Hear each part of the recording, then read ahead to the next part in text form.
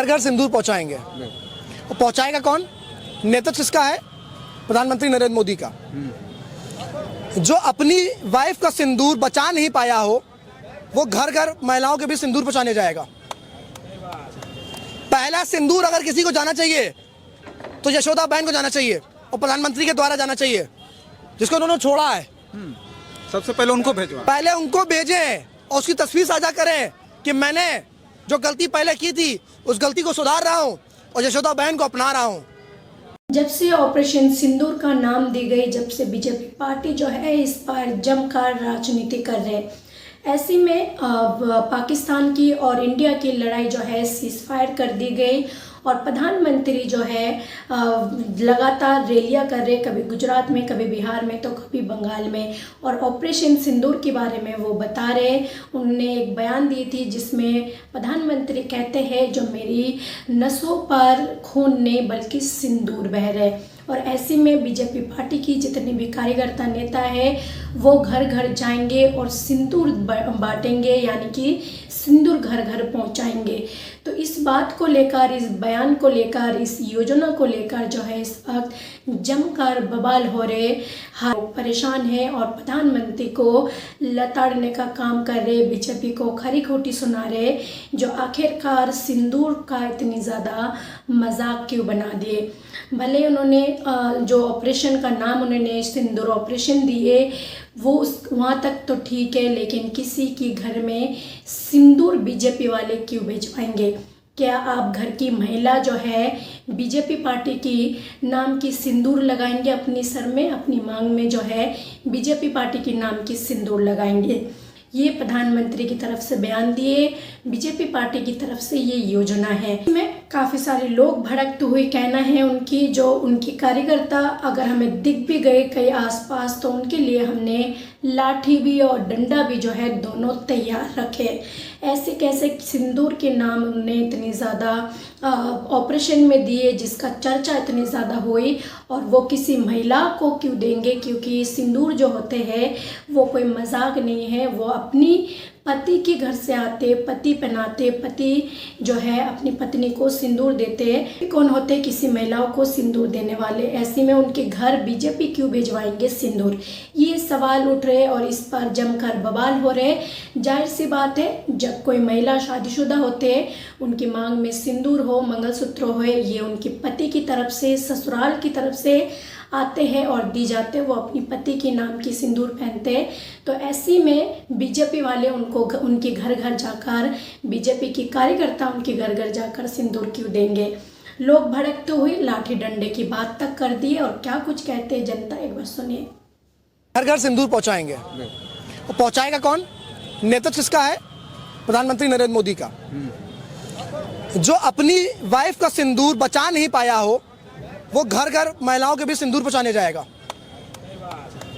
पहला सिंदूर अगर किसी को जाना चाहिए तो यशोदा बहन को जाना चाहिए और प्रधानमंत्री के द्वारा जाना चाहिए, जिसको उन्होंने छोड़ा है। सबसे पहले उनको भेजवा, पहले उनको भेजें और उसकी तस्वीर साझा करें कि मैंने जो गलती पहले की थी उस गलती को सुधार रहा हूं और यशोदा बहन को अपना रहा हूं। हिंदू धर्म में अपनी बीवी को छोड़ना बहुत बड़ा पाप होता है। 7 फेरे लेते हैं, साथ रहने की 7 कस्में खाते हैं। आपने हिंदू धर्म का अपमान किया है, सनातन का अपमान किया है। आप बनते हो बहुत सनातनवादी, बहुत बड़े हिंदूवादी नेता। नहीं, कानून तो मान्यता देता है ना भाई। अगर कहीं हमारा नहीं हो रहा, मुझे बताइए कि क्या मोदी जी के 56 इंच सीना है कि जो उनकी वाइफ रही है यशोदा बहन, उनको वो सिंदूर भेजेंगे? नहीं, हर घर भेजेंगे तो उनके यहाँ भी हो सकता है जाए। नहीं भेजेंगे, नहीं भेजेंगे। ये कैसे? अगर भेजेंगे तो तस्वीर आप देंगे, साझा करेंगे? तस्वीर आएगी, बिल्कुल साझा की। अगर तस्वीर आ जाइएगा, जो कहिए मैं हार जाऊंगा। आप इस प्रधानमंत्री को समझ ही नहीं पाए। ये तो बहुत बड़ी बात कह रहे हैं कि पूरा हर घर जाएगा सिंदूर, यशोदा बहन क्या नहीं जाएगा? नहीं जाएगा, नहीं जाएगा। डंके की चोट पे कह रहा हूं, नहीं जाएगा सिंदूर।